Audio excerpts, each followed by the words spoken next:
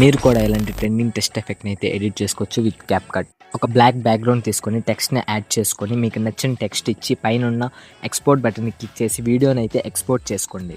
Next మీకు నచ్చిన ఒక క్లిప్ని తీసుకొని ఇందాక ఎడిట్ చేసిన టెక్స్ట్ వీడియోని దీంట్లోకి అయితే యాడ్ చేసుకోండి.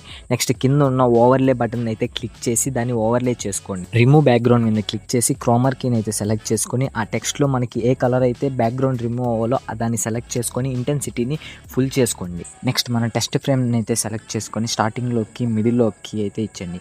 సెకండ్ కీలో ఇలా అయితే జూమ్ చేసుకోండి. ఇలాంటి మోర్ ఎడిట్స్ కోసం ఫాలో అయితే కొట్టేమామా.